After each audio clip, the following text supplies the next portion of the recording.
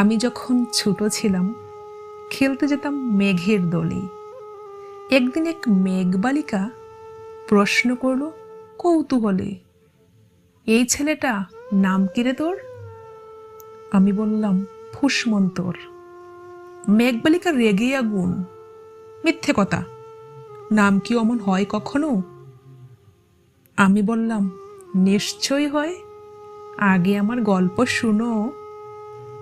সে বলল শুনবো না, যা, সেই তো রানী, সেই তো রাজা, সেই তো একই ঢাল তলোয়ার, সেই তো একই রাজার কুমার পক্ষীরাজে। শুনবো না আর, অসব বাজে। আমি বললাম তোমার জন্যে নতুন করে লিখবো তবে। সে বলল সত্যি লিখবি? বেশ, তাহলে মস্ত করে লিখতে হবে, মনে থাকবে, লিখেই কিন্তু আমায় দিবি।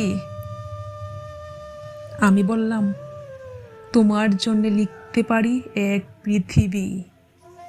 লিখতে লিখতে লেখা যখন সবেমাত্র 2-4 পাতা, হঠাৎ তখন ভূত ছাপলো আমার মাথায়।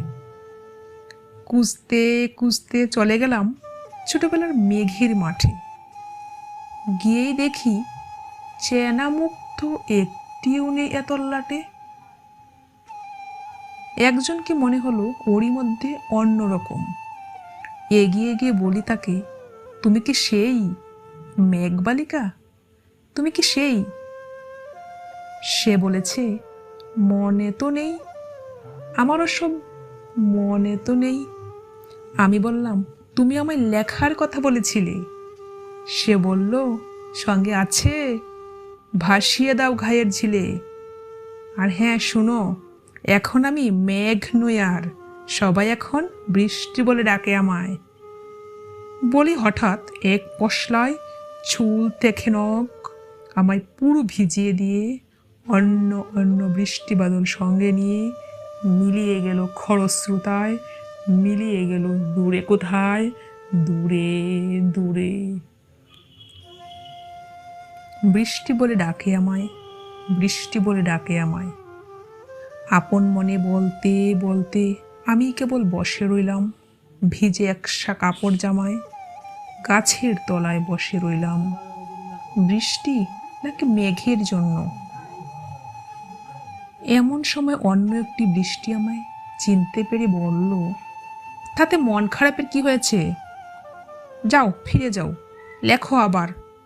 এখন পুরো বর্ষা চলছে, তাই আমরা সবাই এখন নানান দেশে ভীষণ ব্যস্ত।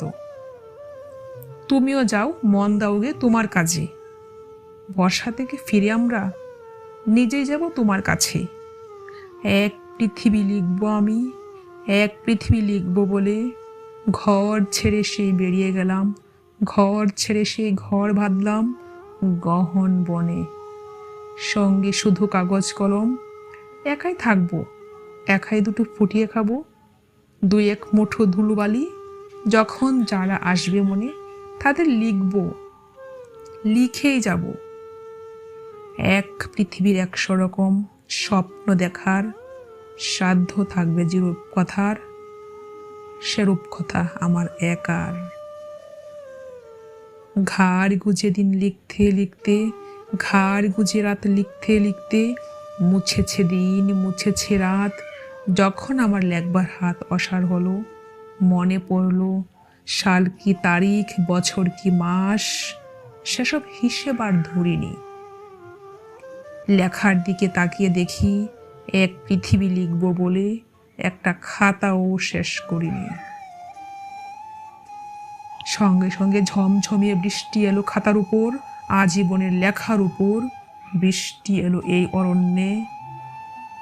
বাইরে তখন গাছের নিচে নাচছে ময়ূর আনন্দিত, এগাছ অগাছ উঠছে পাখি, বলছে পাখি এই অরণ্যে কবির জন্য আমরা থাকি। বলছে ওরা কবির জন্যে আমরা কোথাও, আমরা কোথাও, আমরা কোথাও হার মানিনি। কবি তখন কুটির থেকে তাকিয়ে আছে অনেক দূরে, বনের পরে, মাঠের পরে, নদীর পরে, সেই যেখানে সারা জীবন বৃষ্টি পড়ে, বৃষ্টি পড়ে। সেই যেখানে কেউ আর যায়নি, কেউ যায় না কোনোদিনই। আজ সে কবি দেখতে পাচ্ছে সেই দেশে সেই ঝর্ণা তলায় এদিক ওদিক ছুটে বেড়ায় সোনায় মোড়া মেঘ হরিণী, কিশোর বেলার সেই হরিণী।